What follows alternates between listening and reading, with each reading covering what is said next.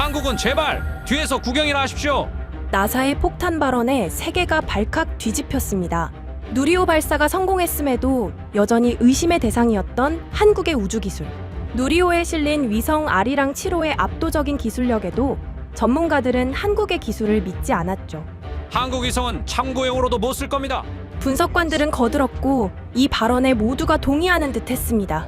하지만 바로 그때 무려 12분간의 치명적인 관측 공백이 생겼고 분쟁 지역의 움직임을 놓친 미국은 패닉에 빠졌습니다.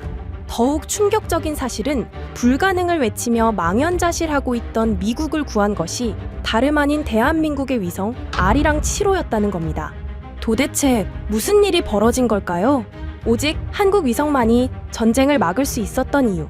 지금 시작합니다. 구독과 좋아요로 대한민국의 힘찬 미래를 함께 응원해주세요. 한국 위성이요? 참고용 폴더에 넣어두면 되겠네요. 저는 그렇게 말하며 모니터를 스쳐 지나갔습니다. 2025년 12월 2일 새벽, 벨기에 브뤼셀 나토 연합사 우주정찰 통합분석센터 상황실이었어요. 마이클 스펜서, 동아시아극지 담당 수석 분석관, 미 공군과 우주군에서 20년 넘게 정찰위성과 GPS를 다뤄온 제가 그날 아침 한국 위성에 준 첫 번째 평가였습니다. 대형 모니터 한쪽에 외신 요약 정보가 떠올랐어요. 콤세7, 0.3m급 해상도, 1840kg급 국산 위성체, 발사 성공이라는 글자가 노란색으로 깜빡였습니다. 그런데 저는 그 숫자들을 제대로 읽지 않았죠. 신흥 우주국들이 의뢰 그렇듯 과장된 발표일 거라고 생각했거든요. 실제로 써먹을 수 있는 위성인지는 별개의 문제니까요. 동부가 브리핑 자료 올라왔습니다. 분석관 한 명이 제 옆에서 태블릿을 건넸습니다. 저는 고개를 끄덕이며 미국 정찰위성 데이터를 열었어요. KH 계열 위성들이 촬영한 동부가 군사시설 이미지, GPS 기반 함대 이동 경로, 신호정보 요약, 익숙한 포맷이었습니다. 20년 동안 이 체계로 세계를 봐왔으니까요. 한국 위성 따위가 끼어들 자리는 없었어요.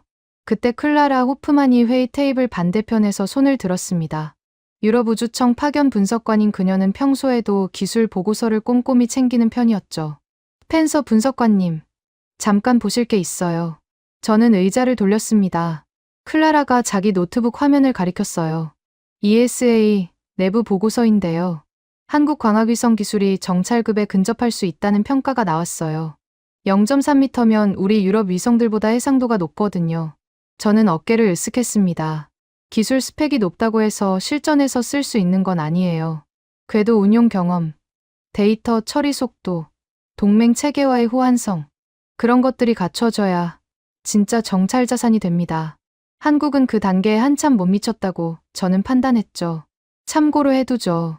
우선순위는 아니에요. 클라라가 뭔가 더 말하려다 입을 다물었습니다. 그녀의 표정에 아쉬움이 스쳤지만 저는 못 본 척했어요. 회의 테이블의 분위기는 제 쪽이었거든요. 미국 위성 데이터가 중심이고 나머지는 보조 수단. 이건 나토 우주 정보 체계의 오랜 공식이었습니다. 테이블 끝에 앉아있던 레이첼 김이 조용히 노트북을 두드리고 있었어요. 한국계 미국인 정보장교인 그녀는 한국어 기사와 영문 기사를 나란히 띄워놓고 무언가를 정리하는 중이었습니다. 화면을 보니 발사 로그, 위성 재원, 지상국 교신 일정까지 꼼꼼하게 표로 만들고 있더군요.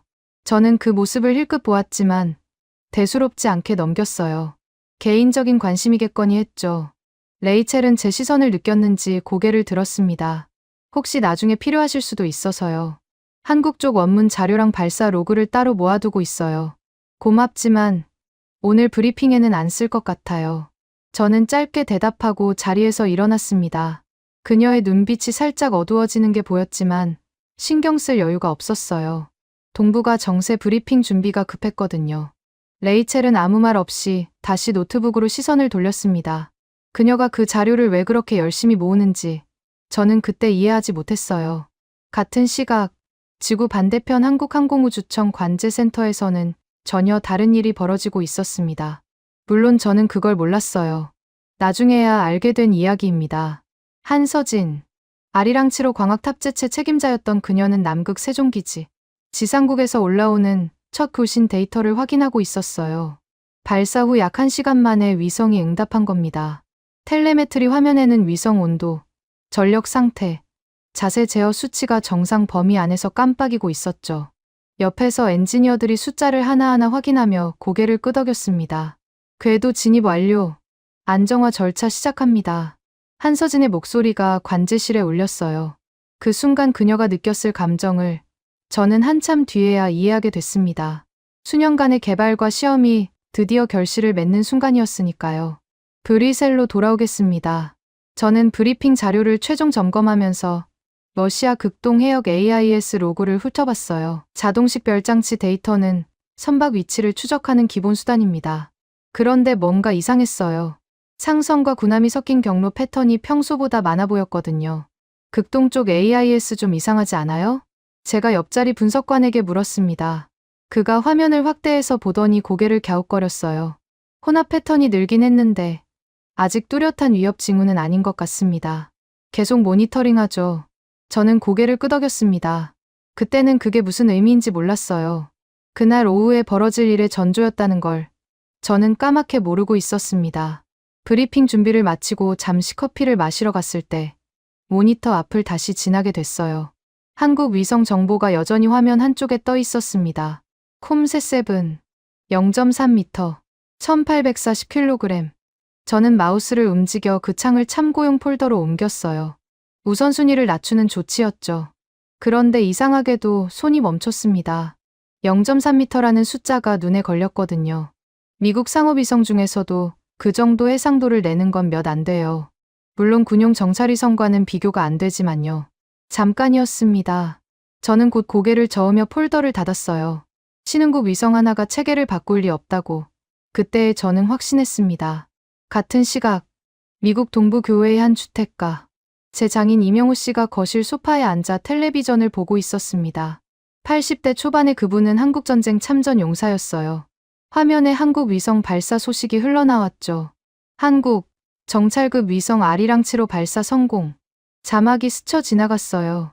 이명호 씨의 손이 리모컨 위에서 멈췄습니다. 아리랑. 그 단어가 70년 전 기억을 건드렸을 거예요.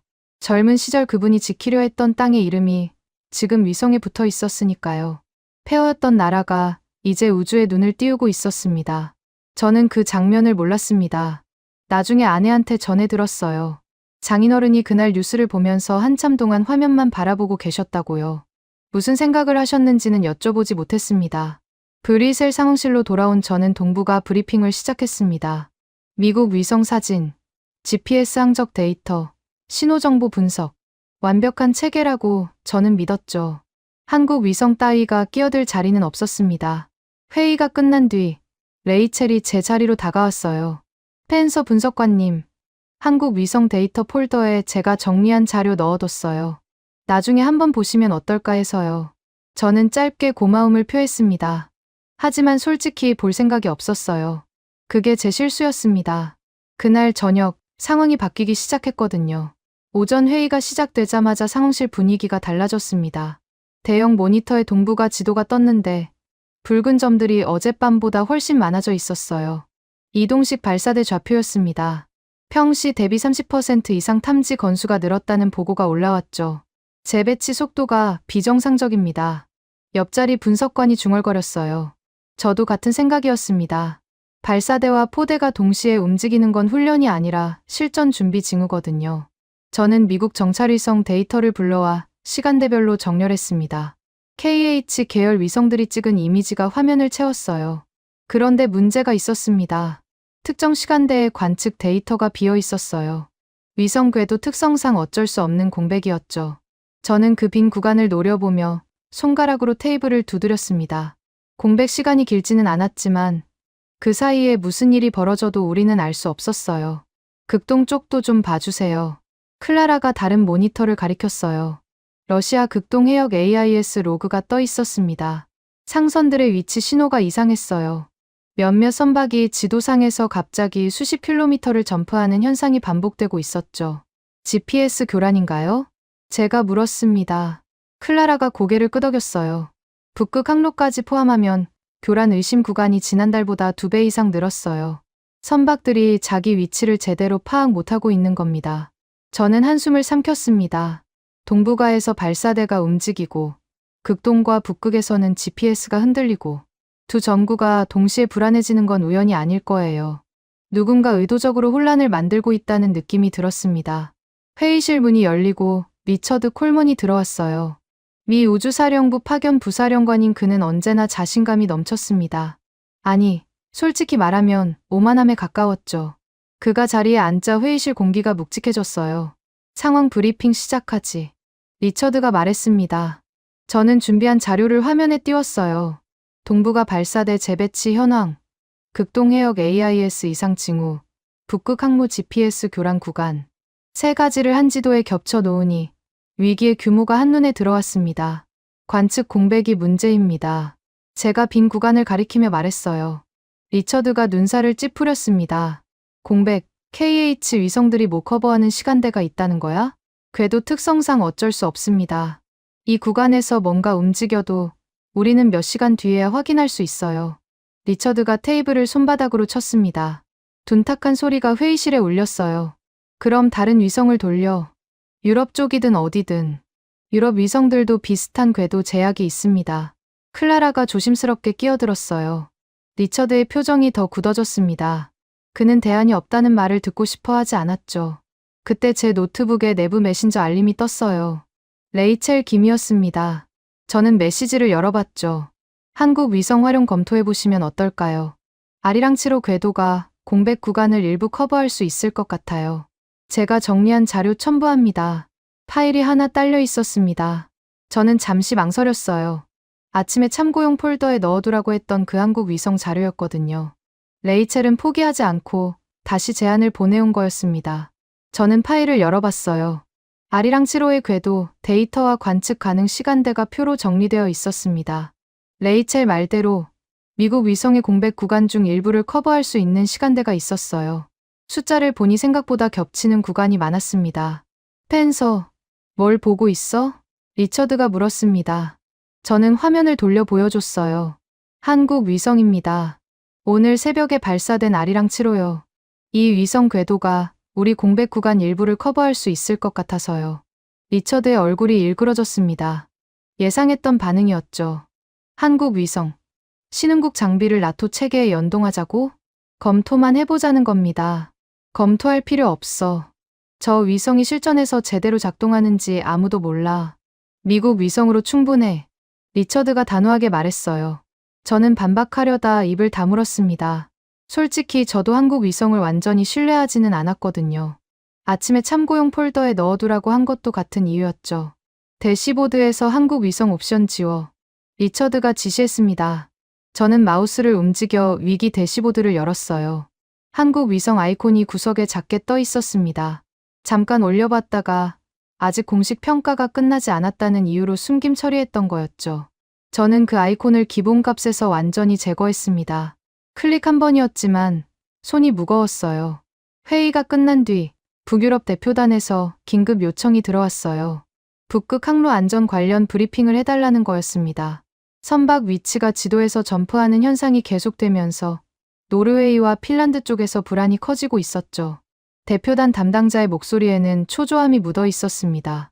저는 자료를 정리하면서 답답함을 느꼈습니다. 동부가도 불안하고 극동도 흔들리고 북극까지 문제가 생겼어요. 세 정부를 동시에 관리하기에는 우리 감시 체계가 부족하다는 걸 인정할 수밖에 없었죠. 하지만 대안이 뭔지는 모르겠었어요. 점심시간에 뉴스를 확인하다가 한국 기사를 봤습니다. 아리랑 7호의 0.3m급 해상도가 군정찰급에 해당한다는 분석이었어요. 국내 공급망 자립도가 높아서 수출 통제에도 자유롭다는 내용도 있었죠. 유럽 일부 매체에서도 비슷한 기사가 나오고 있었습니다. 그런데 바로 옆에 일본 신문 칼럼이 눈에 띄었어요. 사에키 히로코라는 보수 언론인이 쓴 글이었습니다. 한국의 우주 개발을 과장된 쇼라고 규정하고 있었죠. 실제 성능은 발표의 절반도 안 될 거라는 주장이었어요. 한국이 우주 강국인 척하지만 실상은 조립 공장 수준이라는 표현도 있었습니다. 저는 그 칼럼을 읽으며 묘한 기분이 들었습니다. 아침에 제가 했던 생각과 비슷했거든요. 신흥국의 과장된 발표, 실전에서는 못 쓸 장비. 저도 그렇게 판단했었죠. 그런데 정말 그럴까요? 오후 브리핑을 준비하면서 저는 레이첼이 보낸 자료를 다시 열어봤습니다. 아리랑 7호의 궤도 데이터, 남극 지상국 첫 교신 기록, 위성 상태 텔레메트리, 숫자들이 깔끔하게 정리되어 있었어요. 적어도 발사와 초기 운용은 순조롭게 진행되고 있는 것 같았습니다. 저는 창을 닫았어요. 아직은 판단하기 이르다고 스스로를 설득했습니다. 공식 평가가 끝나면 그때 다시 생각해도 늦지 않을 거라고요. 하지만 마음 한구석이 불편했습니다. 동북아와 북극이 동시에 흔들리는데 우리는 관측 공백을 메울 방법이 없었어요. 미국 위성만으로 충분하다는 리처드의 말이 정말 맞는 건지 저는 확신할 수 없었습니다. 그날 저녁 나토 내부 상황 보고서 초안이 돌았어요. 결론 부분에 이런 문장이 있었습니다. 동북아극 동북극을 동시에 관리할 수 있는 감시항법 체계 보강이 필요하다. 저는 그 문장을 읽고 한참 동안 화면을 바라봤습니다. 체계 보강. 그게 무슨 의미인지 저는 알고 있었어요. 미국 위성만으로는 부족하다는 뜻이었죠. 상황실을 나서며 레이첼이 보낸 파일이 떠올랐습니다. 아까 닫아버린 그 창 말이에요. 내일 아침에 다시 열어봐야겠다는 생각이 들었습니다. 오후 2시 상황실에 경보음이 울렸습니다. 동북아 특정 지역에서 발사대 이동과 통신 교실량이 동시에 급증하고 있다는 알림이었어요. 저는 모니터로 달려갔습니다. 붉은 점들이 지도 위에서 깜빡이고 있었죠. 지금 이 구간 KH 위성 커버리지가 없습니다. 옆자리 분석관이 말했어요. 저는 이를 악물었습니다. 하필 관측 공백 시간대에 움직임이 포착된 거였어요. 미국 위성이 다시 그 지역을 촬영하려면 몇 시간을 기다려야 했습니다. 타이밍이 너무 절묘했어요. 우연이라고 보기 어려웠죠. 유럽 위성은요? 궤도가 안 맞아요. 최소 4시간 후에나 가능합니다. 저는 손가락으로 테이블을 두드렸습니다. 4시간. 그 사이에 발사대가 완전히 재배치될 수도 있었어요. 위장막을 치고 숨어버리면 우리는 아무것도 확인할 수 없게 되는 거죠. 상대방이 우리 위성 궤도를 파악하고 그 빈틈을 노린 건 아닐까. 그런 생각이 스쳤습니다. 그때 레이첼이 제 옆으로 다가왔습니다. 펜서 분석관님, 아리랑치로 궤도가 지금 저 구간을 지나가요. 약 12분 정도 관측 가능합니다. 저는 그녀를 돌아봤어요. 레이첼은 노트북 화면을 보여줬습니다. 아리랑치로의 실시간 궤도 데이터가 떠 있었어요. 정말로 한국 위성이 공백 구간 위를 지나가고 있었습니다. 어제부터 그녀가 정리해둔 자료가 지금 이 순간을 위한 것처럼 느껴졌어요. 한국 쪽에 요청하면 관측 각도 조정이 가능할까요? 제가 물었습니다. 레이첼이 고개를 끄덕였어요. 제가 항공우주청 쪽 연락처를 가지고 있어요. 시도해볼 수 있습니다. 저는 잠시 망설였습니다. 리처드가 아까 한국 위성 옵션을 지우라고 했거든요. 그의 지시를 어기는 셈이었죠. 하지만 지금 다른 대안이 없었어요. 4시간을 기다리는 동안 상황이 어떻게 변할지 아무도 몰랐습니다. 해보죠. 제가 결정을 내렸어요. 레이첼의 눈이 잠깐 커졌습니다. 예상 못했던 대답이었나 봐요. 그녀는 곧바로 노트북을 들고 통신 부스로 향했습니다. 저는 제한적 연동 승인 서류를 열었어요. 나토 체계의 외부 위성을 임시로 연결할 때 필요한 절차였습니다. 양식을 채우는 동안 손이 떨렸어요. 이게 맞는 판단인지 확신이 없었거든요. 서류 하단에 전자서명을 하는 순간 책임이 제게 넘어온다는 걸 알고 있었습니다. 하지만 서명 버튼을 눌렀어요. 몇 분 후 레이첼이 돌아왔어요. 한국 쪽에서 협조하겠다고 했어요. 지금 관측 계획을 재구성하고 있대요. 저는 고개를 끄덕였습니다. 이제 기다리는 수밖에 없었죠. 같은 시각 한국항공우주청 관제센터. 나중에 들은 이야기입니다. 한서진 팀장이 긴급 요청을 받고 관측 시간표를 다시 짜고 있었어요. 원래 계획에 없던 지역을 촬영해야 했거든요. 위성 자세를 빠르게 바꿔야 했습니다. 보통 위성은 자세 변경에 상당한 시간이 걸려요. 하지만 아리랑치로는 달랐습니다. 제어 모멘트 자이로 출력 높여요. 플라이휠 제어도 동시에 걸고요. 한서진의 지시가 관제실에 울렸어요. 엔지니어들이 키보드를 두드리기 시작했습니다. 아리랑치로는 고기동 자세 제어 시스템을 탑재하고 있었어요. 대형 플라이휠과 제어 모멘트 자이로를 조합해서 일반 위성보다 훨씬 빠르게 방향을 바꿀 수 있었죠. 3분 안에 각도 변경 완료할 수 있습니다. 엔지니어 한 명이 보고했어요. 한서진이 고개를 끄덕였습니다. 연속 스캔 모드로 전환해요. 구름 사이로 틈이 보이면 놓치지 말고 찍어야 해요. 옆에서 이도윤이 저장장치 상태를 확인하고 있었어요. 그가 설계한 테라비트급 저장장치는 고속 연속 촬영 데이터를 실시간으로 버퍼링할 수 있었습니다. 기존 위성들은 촬영 데이터를 바로 전송하거나 제한된 용량에 저장해야 했지만 아리랑 7호는 달랐어요. 버퍼 용량 충분해요. 마음껏 찍어도 돼요. 이도윤이 말했어요. 한서진이 짧게 웃었습니다. 그럼 시작하죠. 브리셀 상황실. 저는 모니터 앞에서 초조하게 기다리고 있었습니다. 한국에서 데이터가 넘어오기까지 얼마나 걸릴지 몰랐어요. 12분이라는 관측 시간이 너무 짧게 느껴졌습니다. 시계를 몇 번이나 확인했는지 모르겠어요. 데이터 들어오기 시작했어요. 레이첼이 외쳤습니다. 저는 그녀의 화면으로 달려갔어요. 이미지가 하나씩 뜨기 시작했습니다. 해상도가 놀라웠어요. 0.3m급이라는 말이 과장이 아니었습니다. 지상의 작은 구조물까지 선명하게 보였거든요. 첫 번째 이미지에서 발사대 윤곽이 보였어요. 위장막이 덮여 있었지만 가장자리가 선명하게 드러났습니다. 두 번째 이미지에서는 차량 흔적이 포착됐어요. 최근에 이동한 타이어 자국이 흙 위에 남아 있었죠.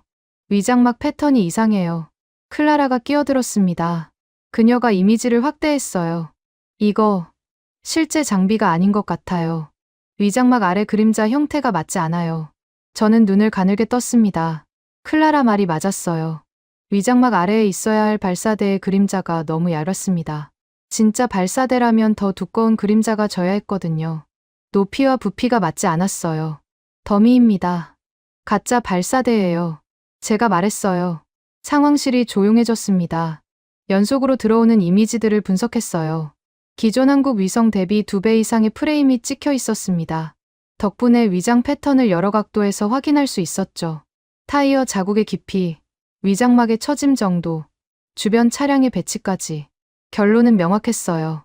상대방은 실제 공격을 준비하는 게 아니라 과장된 전개와 위장 배치로 우리를 속이려 한 거였습니다. 저는 임시 보고서를 작성하기 시작했어요. 아리랑 7호 관측 결과를 근거로 대응 수위 완화 의견을 올렸습니다. 전면 공격 준비가 아니라 위협 시위 성격이라는 판단이었죠. 보고서를 제출하고 나서야 숨을 내쉬었습니다. 12분. 그 짧은 시간 동안 한국 위성이 공백을 메워준 거였어요. 결과 확인했어. 리처드가 뒤에서 말했습니다. 저는 돌아봤어요. 그의 표정이 복잡했습니다. 인정하고 싶지 않지만 부정할 수도 없다는 얼굴이었죠. 이번엔 도움이 됐네. 하지만 다음에도 미국 위성이 우선이야. 회의록에 그렇게 남겨둬. 리처드가 돌아서며 말했어요. 저는 대답하지 않았습니다. 그가 원하는 대로 회의록에 기록을 남기겠지만 방금 눈으로 본 걸 부정할 수는 없었거든요. 상황실 한쪽에서 분석관들이 수군거리는 소리가 들렸어요.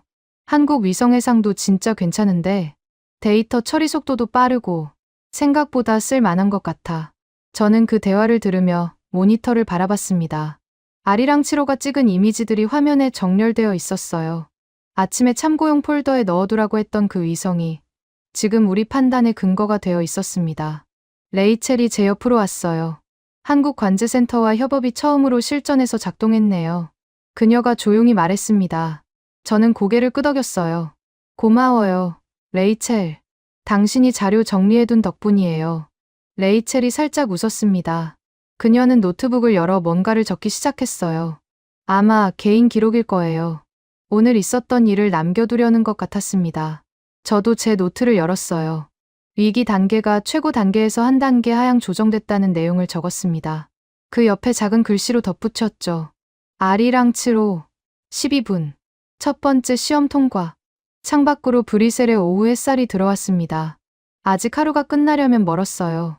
하지만 뭔가 달라지기 시작했다는 건 느낄 수 있었습니다. 저녁 6시, 긴급 소집 알림이 떴습니다. 나토 고위 전략 회의였어요. 동북아, 극동, 북극. 새 정부의 긴장 지표가 동시에 상승하면서 상황이 심각해진 거였습니다. 저는 오후에 정리한 자료를 들고 회의실로 향했어요. 회의실 문을 열자 이미 여러 사람이 자리를 잡고 있었습니다. 리처드 콜먼이 상석 근처에 앉아 있었고 그 옆에는 용 가르데가 있었어요. 나토 우주정책 자문인 요는 늘 신중한 편이었습니다. 새로운 체계를 도입하는 것보다 기존 시스템을 유지하는 쪽을 선호했죠. 클라라와 레이첼도 뒤쪽에 자리를 잡았어요. 스펜서 분석관, 상황 브리핑 부탁하네. 의장이 말했습니다. 저는 노트북을 연결하고 화면을 띄웠어요. 오늘 하루 동안 새 정부에서 동시다발적으로 이상 징후가 포착됐습니다. 저는 지도를 확대했어요. 동북아의 붉은 점들, 극동 해역의 AIS 이상 경로, 북극 항로의 GPS 교란 구간. 세 가지를 하나의 화면에 겹쳐 놓으니 위기의 규모가 한눈에 들어왔습니다. 러시아 GPS 교란 보고 빈도가 최근 분기 대비 40% 이상 증가했습니다. 북극과 극동에서 선박들이 자기 위치를 제대로 파악하지 못하는 사례가 늘고 있어요. 회의실이 술렁거렸어요. 40%라는 숫자가 충격적이었나 봅니다. 저는 다음 슬라이드로 넘겼어요. 오후에 동북아에서 발사대 이동이 포착됐을 때 미국 위성 관측 공백 시간대와 정확히 겹쳤습니다. 우연이라고 보기 어려워요. 상대방이 우리 궤도를 파악하고 그 틈을 노렸을 가능성이 있습니다. 리처드가 팔짱을 꼈어요. 불편한 표정이었습니다. 제 말이 미국 위성 체계의 한계를 지적하는 것처럼 들렸을 테니까요. 그래서 대안이 뭔가? 리처드가 물었습니다. 저는 잠시 숨을 고르고 다음 슬라이드를 띄웠어요. 오늘 오후 한국 위성 아리랑 7호를 제한적으로 연동해서 관측 공백을 메웠습니다. 약 12분 동안이었지만 그 데이터로 상대방의 위장 배치를 확인할 수 있었어요. 화면에 아리랑 7호가 찍은 이미지가 떴습니다. 위장막 아래의 더미 발사대, 타이어 자국, 그림자 분석 결과. 아까 상황실에서 확인했던 그 자료였죠. 결론적으로 미국 정찰 위성과 GPS 단일 체계만으로는 동북아, 극동, 북극 세 정구를 동시에 관리하기 어렵습니다. 저는 마지막 슬라이드를 띄웠어요. 보고서 초안이었습니다. 거기에 제가 추가한 문장이 있었어요. 한국 위성을 두 번째 기둥 후보로 검토해야 합니다. 회의실이 조용해졌습니다. 몇 초간 아무도 말하지 않았어요. 저는 그 침묵이 무겁게 느껴졌습니다. 잠깐, 욘 가르데가 손을 들었어요. 그의 표정이 굳어 있었습니다. 한국 체계를 나토에 편입한다고요? 그게 얼마나 복잡한 일인지 알고 하는 말입니까? 욘이 의자에서 몸을 일으켰어요. 정치적 부담이 있어요. 법적 절차도 필요하고 동맹 체계를 괜히 복잡하게 만들 필요가 있습니까? 지금 미국 위성으로도 충분히 운용해왔잖아요. 저는 대답하려다 입을 다물었습니다. 욘의 말도 틀린 건 아니었거든요. 새로운 체계를 도입하려면 수많은 협의와 승인 과정이 필요했어요. 시간도 오래 걸리고 반대 의견도 많을 거였습니다. 한국 관련 문장은 하위 수준으로 낮추는 게 어떻습니까? 본문이 아니라 부록 정도로요. 욘이 제안했어요. 리처드가 고개를 끄덕였습니다. 두 사람의 의견이 일치하는 것 같았죠. 그때 뒤쪽에서 레이첼이 손을 들었어요. 제가 보충 자료를 준비했습니다. 잠깐 봐주시겠어요? 의장이 고개를 끄덕였습니다. 레이첼이 앞으로 나와 자기 노트북을 연결했어요. 화면에 도표가 떴습니다. 관측 공백 시간 전후 비교 그래프였어요. 이건 오늘 오후 실제 데이터입니다. 왼쪽이 미국 위성 단독 운용 시 공백 구간이고 오른쪽이 한국 위성 연동 후 공백 구간이에요. 그래프가 명확했습니다. 한국 위성을 연동했을 때 공백 시간이 눈에 띄게 줄어들어 있었어요.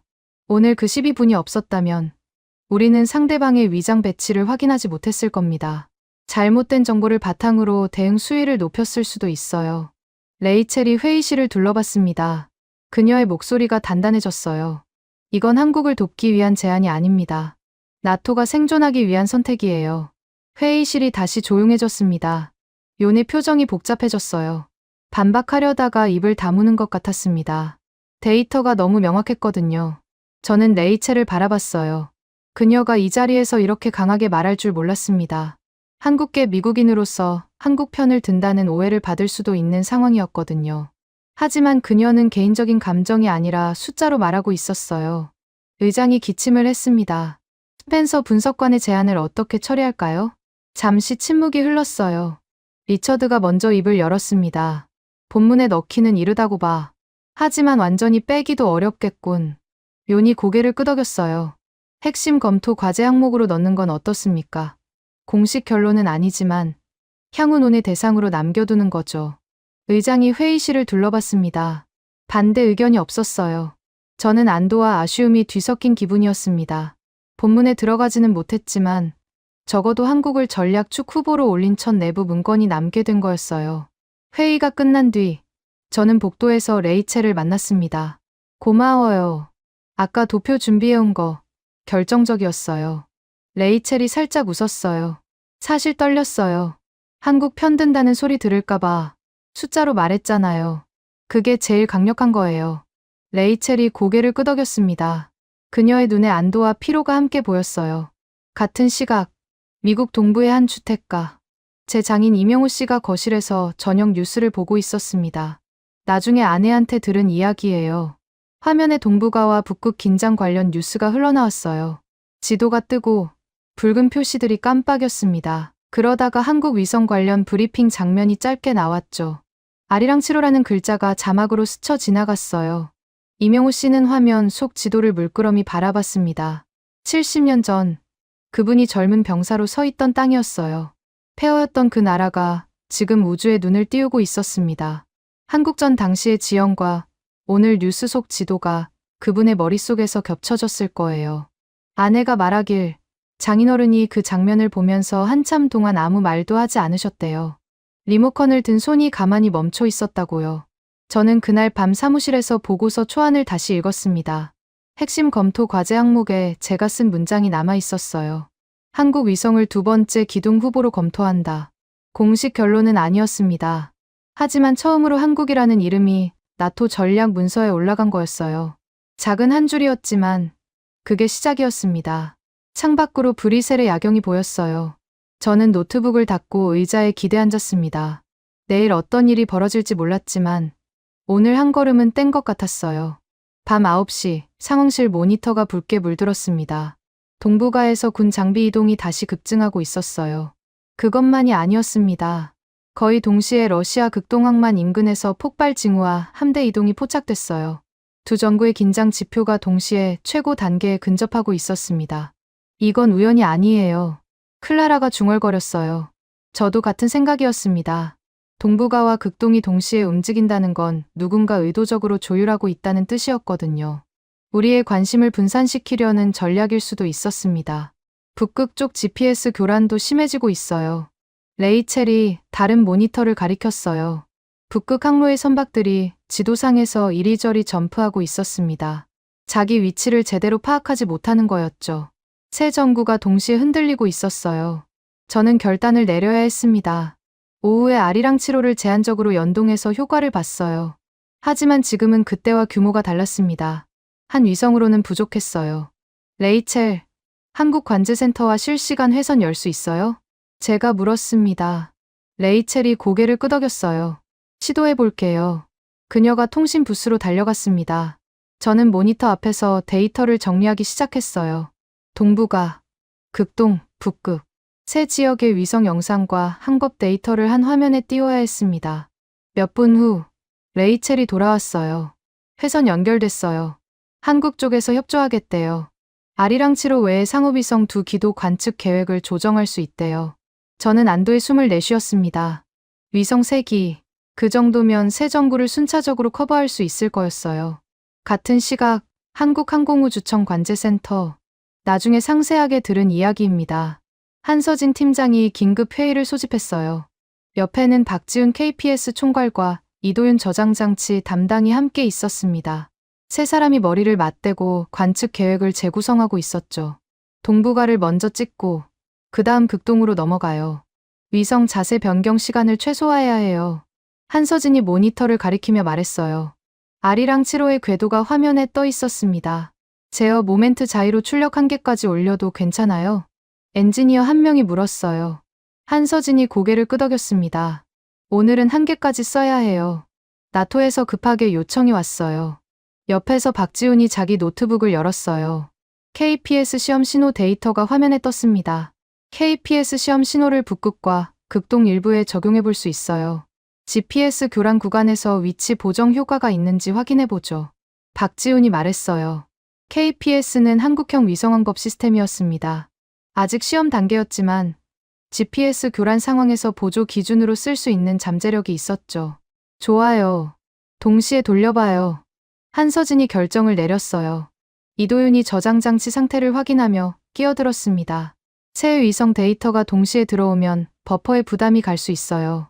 전송 우선순위를 정해야 해요. 동부가 먼저, 극동 두 번째, 북극은 KPS 데이터 위주로요. 한서진이 순서를 정했어요. 세 사람이 각자의 화면으로 돌아가 작업을 시작했습니다. 브뤼셀 상황실. 저는 한국에서 데이터가 넘어오기를 기다리고 있었어요. 모니터에는 새 정부의 긴장 지표가 계속 상승하고 있었습니다. 시간이 없었어요. 첫 번째 데이터 들어옵니다. 레이첼이 외쳤어요. 저는 그녀의 화면으로 달려갔습니다. 동부가 이미지가 뜨기 시작했어요. 아리랑 7호가 찍은 고해상도 영상이었습니다. 발사대 주변의 움직임이 선명하게 보였어요. 차량들이 분주하게 오가고 있었지만 뭔가 이상했습니다. 오후에 봤던 것과 비슷한 패턴이었어요. 이것도 더미 같아요. 클라라가 이미지를 분석하며 말했어요. 위장막 아래 그림자가 또 맞지 않아요. 실제 장비가 아니라 과장된 배치예요. 저는 고개를 끄덕였습니다. 상대방이 계속 같은 수법을 쓰고 있었어요. 실제 공격 준비가 아니라 위협 시위였습니다. 우리를 긴장시키고 자원을 분산시키려는 전략이었죠. 극동 데이터도 들어와요. 레이첼이 말했어요. 두 번째 화면에 러시아 극동 황만 인근 영상이 떴습니다. 폭발 징후가 포착됐던 지역이었죠. 이미지를 확대하자 이상한 점이 보였어요. 폭발 흔적은 있었지만 군사시설이 아니라 민간 창고 근처였습니다. 함대 이동도 포착됐지만 방향이 이상했어요. 공격 대형이 아니라 분산 배치 형태였습니다. 이거 사고 위장 아닌가요? 클라라가 물었어요.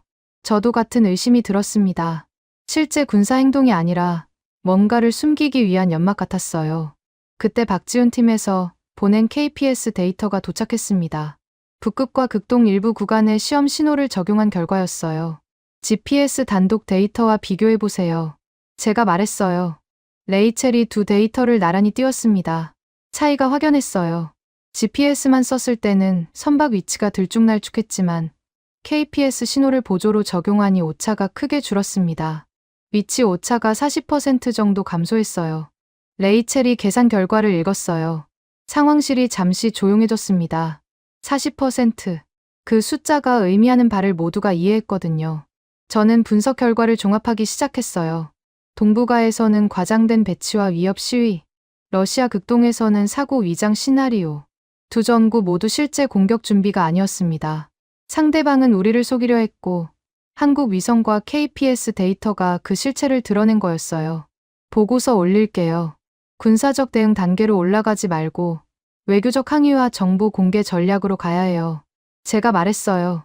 리처드가 뒤에서 팔짱을 낀 채 지켜보고 있었지만 이번에는 반대하지 않았습니다. 데이터가 너무 명확했거든요.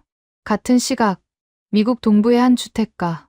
제 장인 이명호 씨가 거실에서 늦은 뉴스를 보고 있었습니다. 화면에 동북아와 극동 긴장 관련 속보가 흘러나왔어요. 지도가 뜨고 한국 위성과 누리호, KPS 계획에 대한 해설이 이어졌습니다. 뉴스 한쪽에 한국관제센터 내부 영상이 잠깐 비쳤어요. 젊은 엔지니어들이 모니터 앞에서 분주하게 움직이는 모습이었죠. 이명호 씨는 그 화면을 물끄러미 바라봤습니다. 70년 전 전쟁터에서 그분을 도와준 한국인들의 얼굴이 떠올랐을 거예요. 피난민들, 통역병, 마을 사람들, 폐허 속에서도 서로를 도왔던 사람들이요. 지금 화면 속의 젊은 엔지니어들과 그때의 얼굴들이 그분의 마음속에서 겹쳐졌을 겁니다. 아내가 나중에 말하길 장인어른이 그 장면을 보면서 눈시울이 붉어지셨대요. 아무 말씀도 안 하시고 한참 동안 화면만 바라보셨다고요. 브뤼셀 상황실. 저는 보고서를 제출하고 의자에 기대앉았습니다. 위기관리본부에서 우리 권고를 받아들였어요. 군사적 대응 단계로 올라가는 대신 외교적 항의와 정보 공개 전략으로 방향을 잡기로 했습니다. 두 정부의 위기가 한 단계씩 내려갔어요. 오판을 피한 거였습니다. 한국 위성 3기와 KPS 시험 데이터가 그 근거가 됐죠. 나중에 나토 위기관리본부의 긴급평가 메모를 봤어요. 거기에 이런 문장이 있었습니다.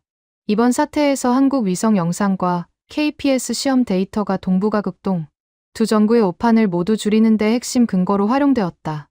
저는 그 문장을 읽고 한참 동안 화면을 바라봤어요. 아침에 참고용 폴더에 넣어두라고 했던 그 위성이 지금 공식 문서의 핵심 근거로 기록되어 있었습니다.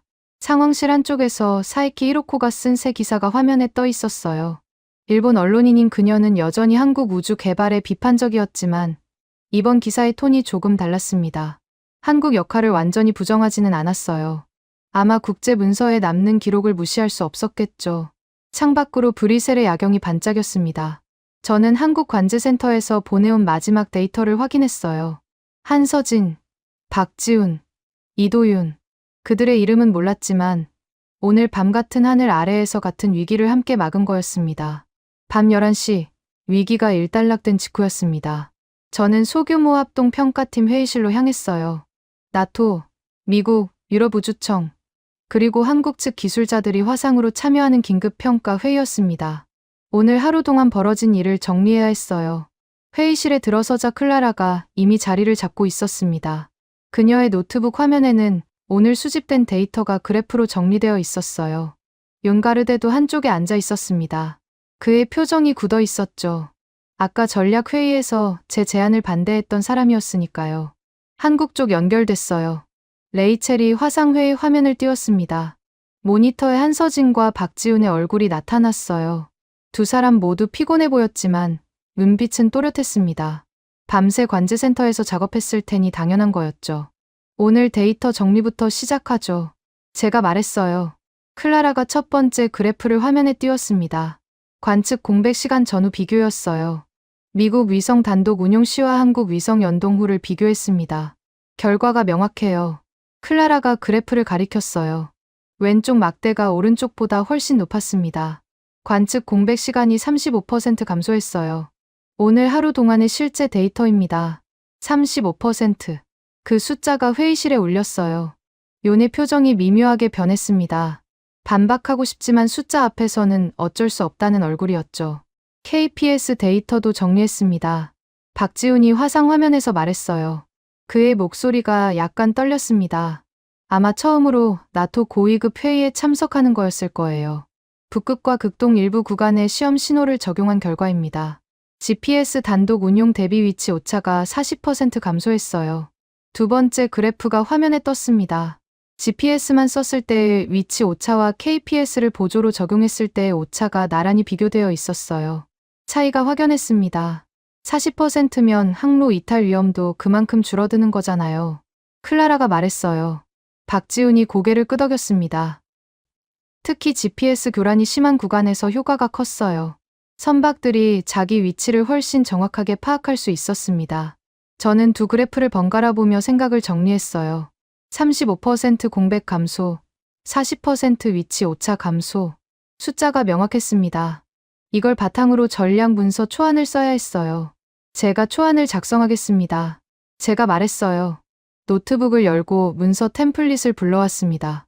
동북아, 극동, 북극 전략 문서 초안이었죠. 거기에 오늘 데이터를 근거로 체계 개편안을 추가해야 했습니다. 저는 키보드를 두드리기 시작했어요. 핵심 문장은 이미 머릿속에 있었습니다. 한국 위성과 KPS를 두 번째 기준축으로 삼는 우주정보항법 체계 개편을 검토한다. 타이핑을 마치고 화면을 돌려 보여줬어요. 요니 얼굴이 굳어졌습니다. 잠깐요. 요니 손을 들었어요. 두 번째 기준축이라는 표현이 너무 강해요. 정치적으로 민감합니다. 미국 쪽에서 반발할 수 있어요. 저는 그를 바라봤습니다. 예상했던 반응이었죠. 그럼 어떻게 바꾸자는 겁니까? 보조 수단이나 참고, 체계 정도로 낮추는 게 어떨까요? 본질은 같지만 표현이 부드러워지잖아요. 요니 제안했어요. 저는 고개를 저었습니다. 보조 수단이라고 쓰면 실제 역할과 맞지 않아요. 오늘 한국 위성이 우리 판단의 핵심 근거가 됐잖아요. 보조가 아니라 기둥이었어요. 하지만 정치적 현실을 고려해야 하죠. 요니 목소리를 높였어요. 회의실 분위기가 긴장됐습니다. 그때 클라라가 끼어들었어요. 데이터를 다시 보시죠. 그녀가 그래프를 다시 화면에 띄웠습니다. 35% 공백 감소, 40% 위치 오차 감소. 이게 보조 수단의 숫자인가요? 오늘 이 데이터가 없었으면 우리는 잘못된 판단을 내렸을 거예요. 군사적 대응 단계로 올라갔을 수도 있고요. 클라라의 목소리가 단단했어요. 그녀는 평소에 조용한 편이었지만 숫자 앞에서는 물러서지 않았습니다. 유럽우주청 분석관으로서의 자존심이 있었겠죠. 표현을 완화하면 나중에 실제 운용할 때 문제가 생겨요. 문서에 보조라고 썼는데 실제로는 기둥으로 쓰게 되면 그 괴리가 혼란을 만들어요. 클라라가 덧붙였어요. 요니 입을 다물었습니다. 반박할 논리가 없었던 거죠. 화상 화면에서 한서진이 조심스럽게 말했어요. 저희도 데이터를 추가로 정리해서 보내드릴 수 있어요. 객관적인 성능 비교 자료요. 그걸 근거로 문구를 조정하시면 어떨까요? 그녀의 말투가 차분했습니다. 자기 주장을 강하게 밀어붙이기보다 협력의 여지를 남기는 방식이었어요. 저는 그 태도가 인상적이었습니다. 좋습니다. 추가 자료 보내주세요. 제가 말했어요. 한서진이 고개를 끄덕였습니다. 레이첼이 그 사이 자기 노트북으로 뭔가를 작업하고 있었어요. 저는 그녀의 화면을 힐끗 봤습니다. 문서 초안에 한국 관련 문장들을 영어로 다듬고 있었어요. 레이첼, 뭘 하고 있어요? 표현 조정이요. 한국어 원문과 영어 번역 사이에 뉘앙스 차이가 있어서요. 레이첼이 화면을 돌려 보여줬어요. 한 문장이 하이라이트 되어 있었습니다. 원래 번역은 한국 체계를 활용한다였는데 이렇게 쓰면 종속적인 느낌이 나요. 한국과 협력한다로 바꾸면 동등한 파트너 뉘앙스가 살아요. 저는 두 표현을 비교해봤어요. 레이첼 말이 맞았습니다. 단어 하나 차이지만 전달되는 의미가 달랐어요. 그렇게 수정하죠. 제가 말했어요. 레이첼이 고개를 끄덕이며 타이핑을 계속했습니다. 회의가 끝난 뒤 저는 혼자 회의실에 남았어요. 노트북 화면에 완성된 초안이 떠 있었습니다. 한국을 두 번째 기준축으로 명시하는 문장이 그대로 남아 있었어요. 요네 반대를 물리친 거였죠. 저는 개인 노트를 열었습니다. 오늘 하루를 정리하고 싶었어요.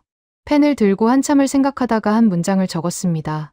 미국 위성과 GPS가 더 이상 유일한 기준이 아니다. 그 밑에 한 줄을 더 추가했어요. 오늘 한국 데이터가 두 전구를 동시에 막았다. 펜을 내려놓고 창밖을 바라봤습니다. 브뤼셀의 야경이 어둠 속에서 반짝이고 있었어요. 나중에 들은 이야기입니다. 같은 시각 러시아 모처에서도 오늘 사태에 대한 평가가 진행되고 있었어요. 그들의 작전 보고서에는 이런 내용이 담겼다고 합니다. 한국 위성과 KPS가 계획에 포함되지 않았다. 이는 위험 요소로 평가된다. 차기 교란 및 위장 시나리오에서 한국 체계를 변수로 반영해야 한다. 그들도 오늘 무슨 일이 벌어졌는지 알고 있었던 거죠. 한국이 새로운 변수가 됐다는 거요. 저는 노트북을 닫고 자리에서 일어났어요. 내일 아침 이 초안을 최고위 회의에 올려야 했습니다. 거기서 어떤 결정이 내려질지는 아직 몰랐어요. 하지만 한 가지는 확실했습니다. 오늘 숫자가 말을 바꿨어요. 정치적 수사나 외교적 언어가 아니라 35%와 40%라는 숫자가 회의실의 분위기를 돌려놓은 거였습니다. 복도를 걸으며 레이첼이 했던 말이 떠올랐어요.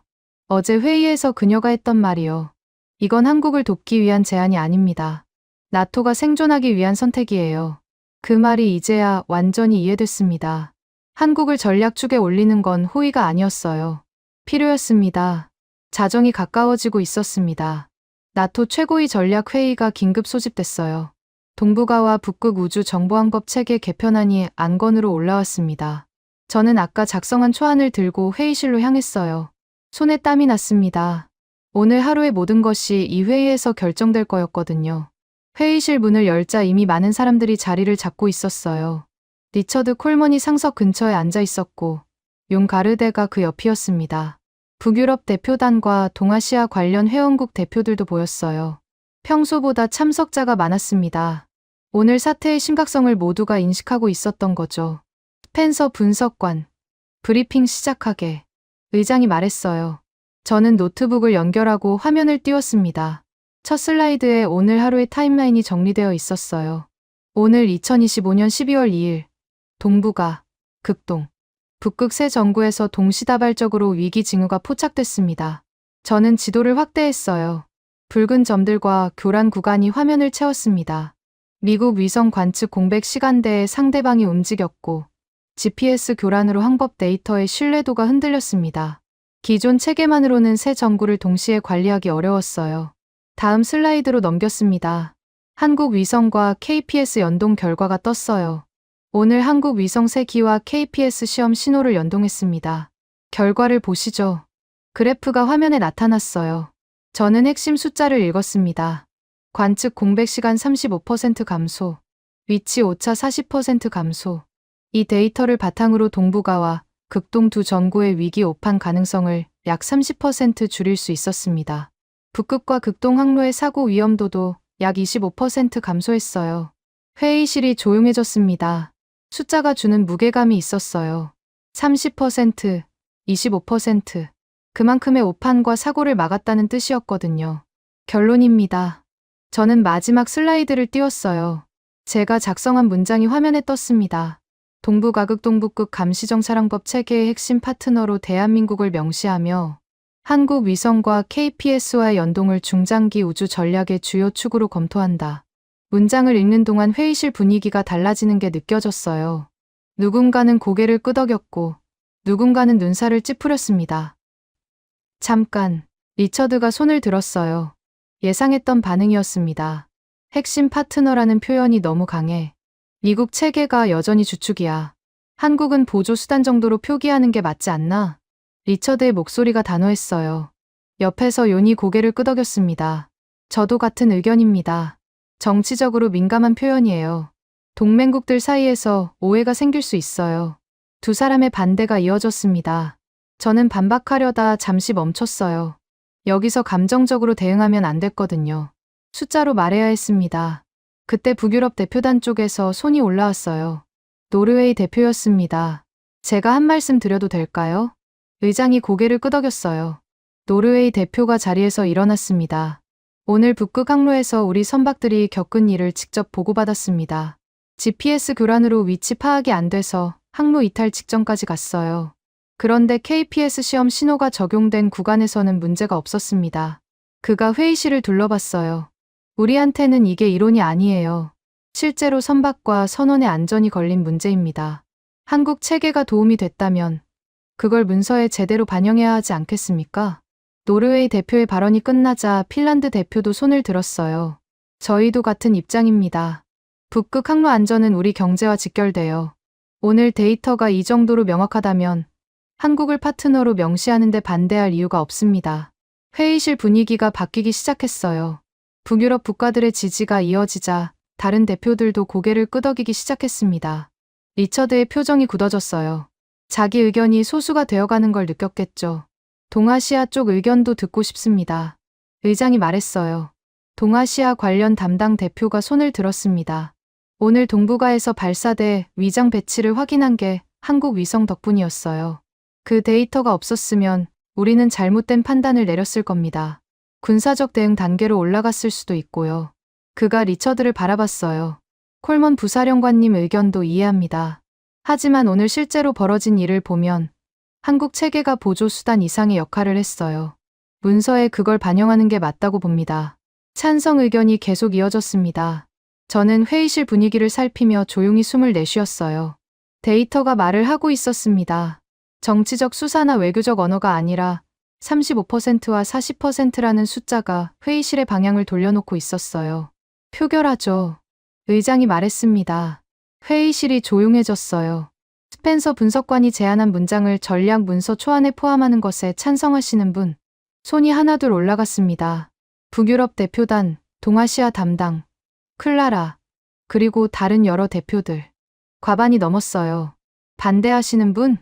리처드와 요니 손을 들었습니다. 몇몇 다른 대표들도 함께였지만 소수였어요. 찬성이 우세합니다. 해당 문장을 초안에 포함하고 정식 채택을 위한 절차를 시작하기로 합니다. 의장이 선언했어요. 저는 그 순간 가슴이 벅차올랐습니다. 해냈어요. 오늘 하루 동안 벌어진 일이 문서에 남게 된 거였습니다. 회의가 끝난 뒤 저는 복도로 나왔어요. 레이첼이 뒤따라왔습니다. 그녀의 얼굴에 안도와 피로가 함께 보였어요. 축하해요. 스펜서 분석관님. 당신 덕분이에요. 처음부터 자료 정리해준 거, 회의에서 발언해준 거. 다 기억해요. 레이첼이 살짝 웃었어요. 그러다가 표정이 조금 진지해졌습니다. 사실 드리고 싶은 말이 있어요. 뭔데요? 레이첼이 잠시 망설였어요. 그녀가 이렇게 조심스러운 모습은 처음 봤습니다. 제 외할아버지가 한국전쟁 때 미군으로 참전하셨어요. 거기서 한국인 여성을 만나 결혼하셨고요. 그분이 제 외할머니예요. 저는 조용히 들었어요. 레이첼이 한국계라는 건 알았지만 이런 배경이 있는 줄은 몰랐습니다. 외할아버지는 한국전쟁 이야기를 잘 안 하셨어요. 너무 힘든 기억이었대요. 그런데 가끔 한국 뉴스가 나오면 화면을 오래 보셨어요. 아무 말 없이요. 레이첼이 창밖을 바라봤어요. 오늘 회의하면서 외할아버지 생각이 났어요. 그분이 지키려 했던 나라가 이제 우리를 지키는 기술을 만들고 있잖아요. 그게 이상하게 가슴에 와닿았어요. 저는 아무 말도 하지 않았습니다. 그녀의 이야기를 조용히 듣고 있었어요. 레이첼이 고개를 돌려 저를 바라봤습니다. 오늘 문서에서 한국이 제대로 표기될 수 있었던 거 감사해요. 개인적으로요. 저는 고개를 끄덕였어요. 고마울 건 없어요. 숫자가 말해준 거예요. 레이첼이 웃었습니다. 그녀의 눈가가 살짝 젖어 있었어요. 같은 시각, 미국 동부의 한 주택가. 제 장인 이명호 씨가 거실에서 늦은 뉴스 재송출을 보고 있었습니다. 화면에 속보 자막이 흘러나왔어요. 나토, 한국 위성항법 체계를 핵심 파트너로 명시하는 전략 초안 합의. 이명호 씨는 그 자막을 물끄러미 바라봤습니다. 아내가 나중에 말해줬어요. 장인어른이 그 문장을 읽고 한참 동안 아무 말도 하지 않으셨대요. 70년 전, 그분이 젊은 병사로 서 있던 땅이었습니다.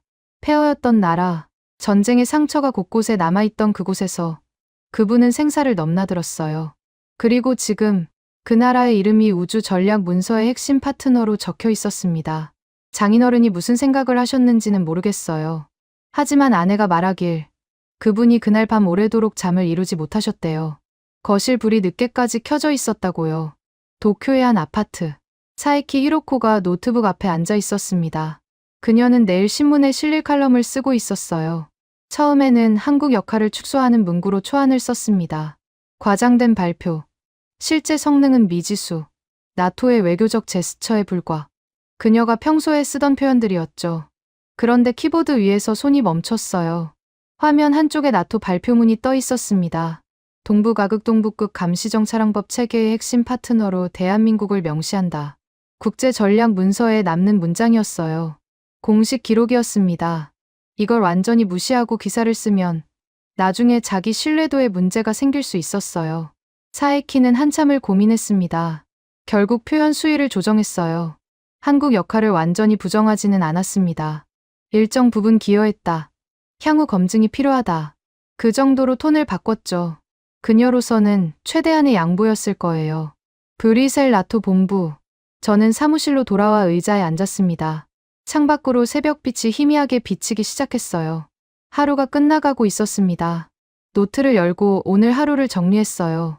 마지막에 한 문장을 적었습니다. 오늘 밤, 문장 하나가 한국을 새겼다. 이 한 줄이 앞으로의 우주 전략과 세대의 안전을 바꿀 수 있다. 펜을 내려놓고 눈을 감았어요. 피곤했지만 마음은 이상하게 가벼웠습니다. 새벽 2시, 저는 팀원들을 브리핑 룸에 모았습니다. 오늘 하루 동안 벌어진 일을 정리하는 내부 브리핑이었어요. 최고위 회의가 끝난 직후였지만 아무도 집에 가지 않았습니다. 모두가 이 하루를 제대로 마무리하고 싶어 했어요. 오늘 데이터를 한번 정리해보죠. 저는 화면에 자료를 띄웠어요. 아리랑치로 고해상도 영상, 관측 공백 전후 비교 그래프, KPS 시험 신호 적용 결과. 하루 동안 쌓인 모든 것이 한 화면에 담겨 있었습니다. 새벽에 한국 위성 발사 소식을 봤을 때 솔직히 대수롭지 않게 생각했어요. 제가 말했어요. 팀원들이 조용히 들었습니다. 참고용 폴더에 넣어두라고 했죠. 신흥국 위성이 우리 체계에 끼어들 자리는 없다고 생각했어요. 화면을 넘겼습니다. 오후에 아리랑 7호가 찍은 동부가 영상이 떴어요. 그런데 이 영상이 오늘 우리 판단의 근거가 됐어요. 위장 배치를 확인하고 오판을 막았죠. 클라라가 고개를 끄덕였어요. 옆에서 다른 분석관이 말했습니다. 저도 솔직히 아침에는 별 기대 안 했어요. 그런데 실제 데이터를 보니까 생각이 바뀌더라고요. 저도요. 해상도가 이 정도일 줄 몰랐어요. 팀원들 사이에서 비슷한 이야기가 오갔습니다. 오늘 하루 동안 한국에 대한 인식이 달라졌다는 거였어요. 저만 그랬던 게 아니었습니다. 그때 화상 화면이 켜졌어요. 한국관제센터와 연결된 거였습니다. 한서진과 박지훈의 얼굴이 보였어요. 두 사람 모두 눈이 충혈되어 있었습니다. 밤새 작업했겠죠. 한국 쪽에서 공유할 자료가 있대요. 레이첼이 말했어요. 한서진이 화면을 공유했습니다. 문서가 떴어요. 앞으로의 계획입니다. 추가 고해상도 위성 발사 일정, KPS 커버리지 확대 계획, 그리고 재난 감시와 해양 안전 서비스까지요. 한서진이 설명했어요.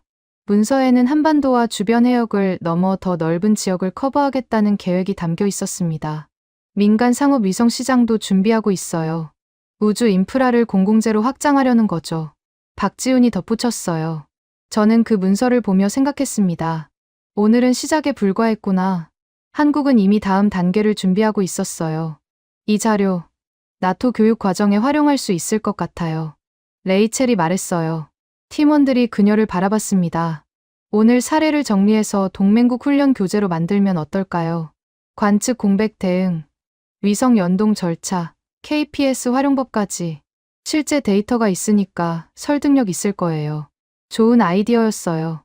저는 고개를 끄덕였습니다. 그렇게 하죠. 레이첼, 초안 작성 맡아줄 수 있어요? 네, 제가 해볼게요. 레이첼이 대답했어요. 그녀의 눈에 피로와 함께 뿌듯함이 보였습니다.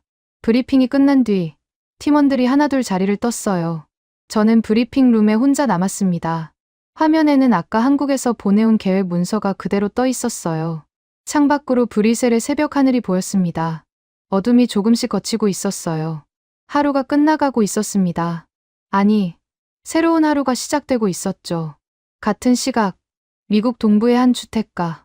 제 장인 이명우 씨가 침실로 향하고 있었습니다. 아내가 나중에 말해줬어요. 장인어른이 침대에 눕기 전에 서랍에서 낡은 사진첩을 꺼내셨대요. 한국전쟁 때 찍은 흑백 사진들이었습니다.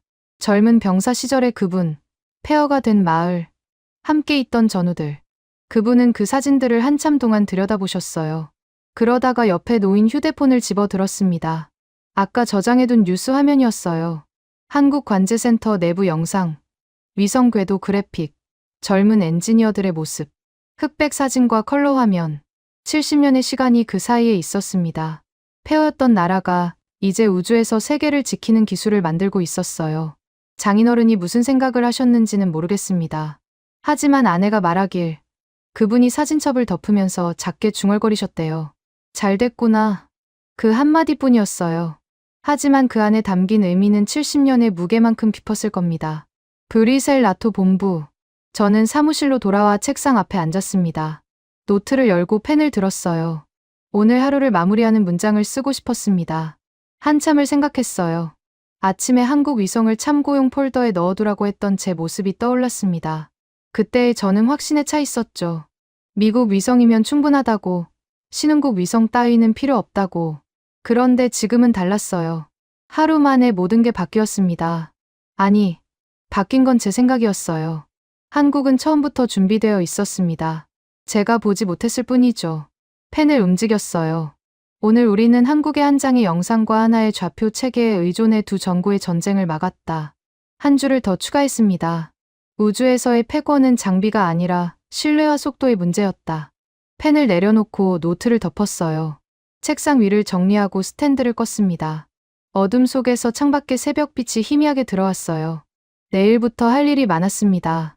전략 문서 정식 채택 절차, 한국과의 연동 프로토콜 수립, 교육 과정 개발. 오늘의 한 걸음을 이어가야 했죠. 하지만 지금은 잠시 쉬어도 될 것 같았어요. 하루가 끝났으니까요. 저는 의자에서 일어나 창가로 갔습니다. 브뤼셀의 새벽 하늘이 서서히 밝아오고 있었어요. 저 하늘 어딘가에서 아리랑치로가 지구를 돌고 있을 거였습니다. 오늘 하루를 함께 버텨낸 그 위성이요. 문득 레이첼이 했던 말이 떠올랐어요. 외할아버지가 지키려 했던 나라가 이제 우리를 지키는 기술을 만들고 있잖아요. 그 말이 가슴에 남았습니다. 세대를 넘어, 대륙을 넘어, 하늘을 넘어.